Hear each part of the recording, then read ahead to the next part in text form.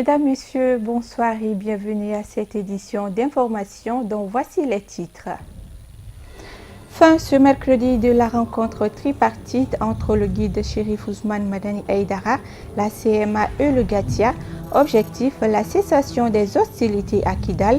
Les deux groupes armés ont ensuite été reçus par le général Mahamadou Diagouraga. Le Gabon sous haute tension après la proclamation des résultats de la présidentielle. Les militants de l'opposition et les forces de l'ordre se sont violemment affrontés dans la nuit de mercredi à jeudi. Bilan, 2 morts et plusieurs blessés.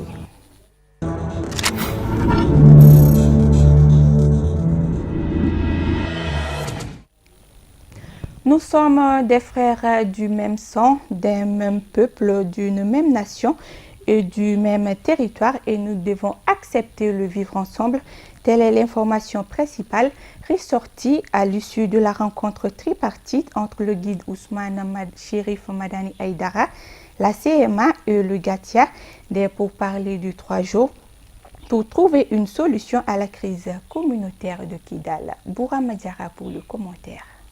Sous l'impulsion du guide Cheikh Chérif Ousmane Madani Aïdara, cette médiation a pu avoir le jour et réussir tour à tour sur la même table pour dialoguer et trouver un consensus. Était l'objectif recherché de ces 2 jours de travaux intenses. Nous avons rencontré les chefs de la CMA, l'Abbas, le Sidati et leurs conseillers. Ils ont tout confié aux chefs religieux et à la tribu Karansa pour essayer de trouver une solution au problème. Et tout de suite, on vient de rencontrer le général Gamou et puis son équipe. Ils aussi, ils ont fait des propositions aux chefs coutumiers. Et ils disent qu'ils pensent qu'avec l'intervention des chefs coutumiers, chefs religieux, le problème va trouver sa solution. Et les propositions ont été faites pour l'équipe de médiation. Mahmoud Duko et moi-même, et Makiba et toute l'équipe qui est là. Nous allons rencontrer maintenant la communauté internationale sous l'égide du haut représentant du chef de l'État au CRES. Et après, nous allons nous revoir pour compléter ce qu'on a donné comme proposition et soumettre ça aux autorités maliennes. Bon, c'est juste parce que nous avons constaté que l'accord est bloqué. L'accord est bloqué. Les 2 parties, les médiateurs, l'État malien n'arrivent pas à avancer. Maintenant, nous avons pris une initiative pour aider notre pays à débloquer le blocage qui est là et aller expliquer à la communauté internationale que nous, on est là pour aider et l'État et eux. On n'est pas une équipe de médiation, nous sommes des facilitateurs. Et une fois qu'on règle les petits problèmes qui existent, on laisse la commission, la médiation, l'État malien gérer son accord. Je pense qu'on est opportun. Le fait même que les gens ont fait les déplacements, écouter les religieux. Les religieux, c'est les hommes de Dieu qui connaissent comment ramener les gens à la raison. Ils nous ont donné des conseils. Je pense qu'on a un début on est optimiste. On est optimiste. D'abord, je remercie les responsables de la communauté Kalansar à travers leur chef de tribu Nasser, Mohamed Ahmed, qui est à la base de cette initiative malienne de faire intervenir les membres de la société civile malienne ou les religieux dans la résolution des problèmes du Mali qui n'a que trop duré. Et les derniers événements de la situation de Kidal en disent trop. Le problème malien se greffe sur les différends entre les Iforas et les Imrad dans le cercle de Kidal. Et que je pense que sous l'initiative des responsables Kalansar, les religieux sont en bonne voie pour résoudre ce problème, pourvu que les bonnes intentions manifestées par les uns et les autres soient une réalité, que chacun soit sincère dans ce sur quoi il s'engage devant les religieux maliens. Il faut rappeler que cette rencontre de 3 jours vient à point nommé car elle s'inscrit dans une dynamique de résolution définitive de la crise au nord. Après leur rencontre avec le guide des Ansar, les différents protagonistes de la crise Ifogas et Imgad ont été reçus par le haut représentant du président de la République, général Mamadou Diagouraga. C'était ce mercredi à son QG 6 à Badlabougou. Reportage Amadou Kamara et Fousséni Keïta.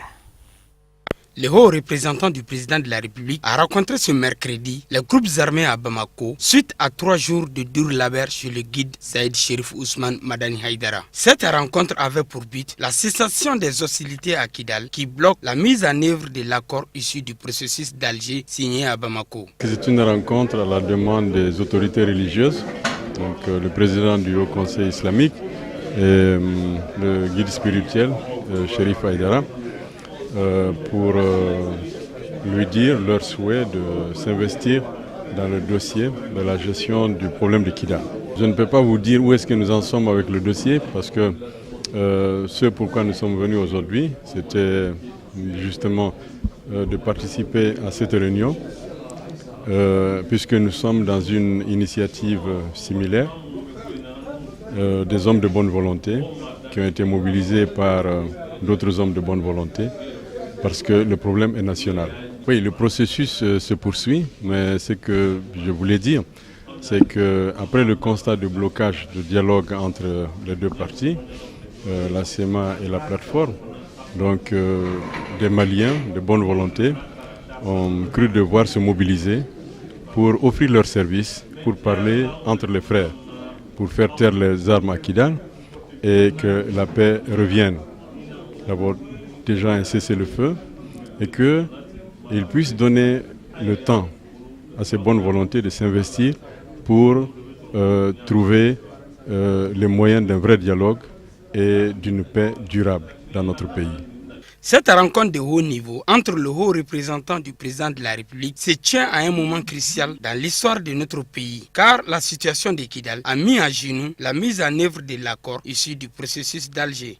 Cette rencontre, c'est d'abord en rencontrant le haut représentant du chef de l'État et ensuite avec lui rencontrer la communauté internationale à notre demande.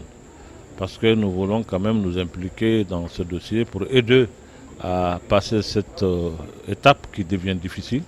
Et pour cela, nous avons pensé qu'il était nécessaire quand même qu'on remercie aussi nos partenaires qui nous ont toujours assistés.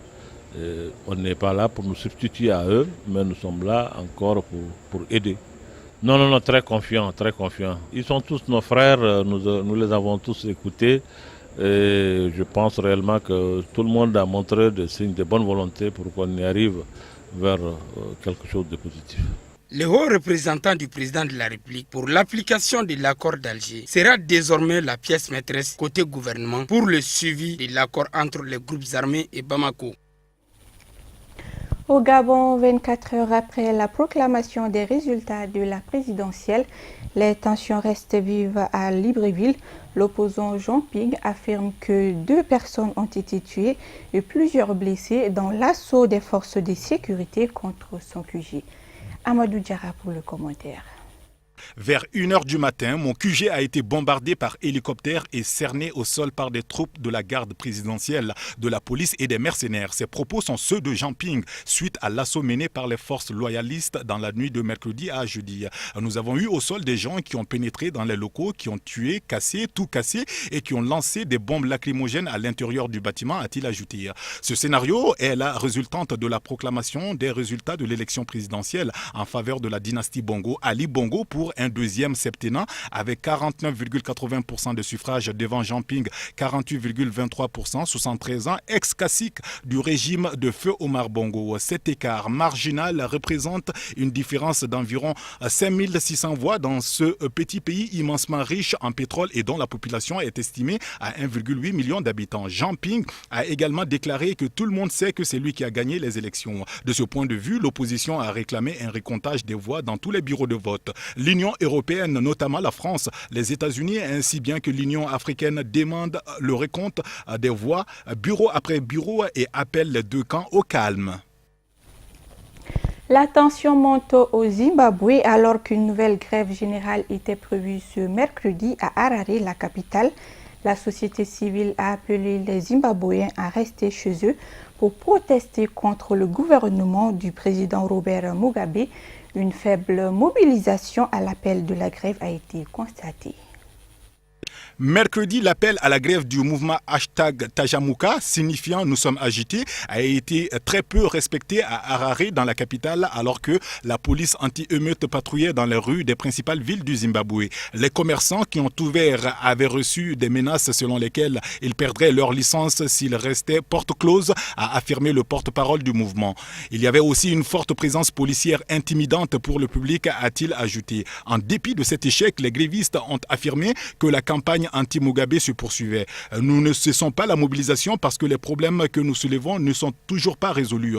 Il y a toujours trop de barrages de police sur les routes. Il est difficile de trouver de la nourriture et de l'eau potable. Nous avons un président qui est incapable de répondre à nos doléances, ont-ils affirmé en référence à Robert Mugabe, âgé de 92 ans.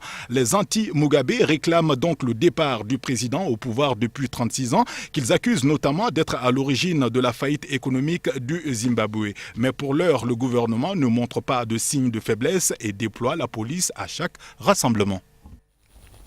Voyons à présent le reste de l'actualité africaine en bref et en images, une compilation signée Ousmane Sougouré.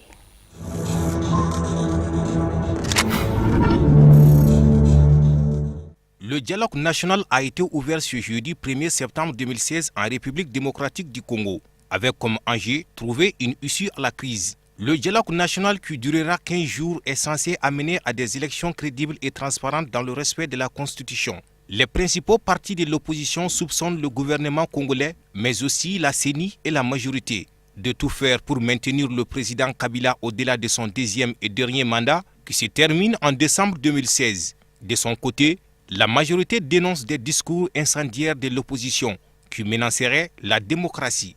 La cérémonie officielle de ce dialogue a été entachée par l'absence de poids lourds de l'opposition, UDPS, G7, Dynamique, MLC. Ils réclament toujours la libération des prisonniers politiques, la libération des médias proches de certains partis, ainsi que le changement de facilitateurs.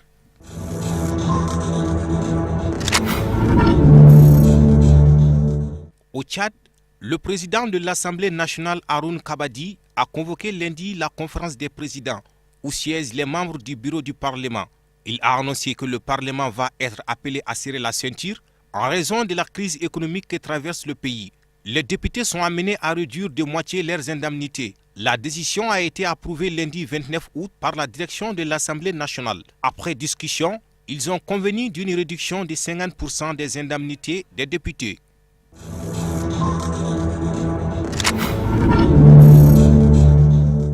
Patrice Talon, le président béninois élu en mars dernier, a achevé ce mercredi 31 août une visite officielle au Rwanda.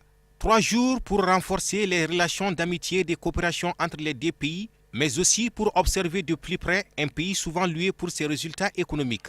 Cette visite a été sanctionnée par une conférence de presse et la signature d'accords bilatéraux de coopération portant sur divers domaines comme le tourisme ou l'industrie textile. Le Rwanda souhaite en effet développer ce secteur et le Bénin est un pays producteur de coton.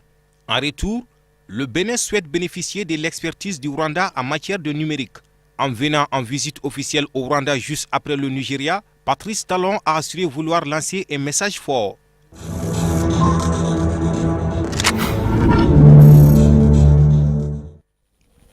Voilà, fin de cette édition. Merci de votre fidélité. Excellente suite de programmes sur Chérif La TV.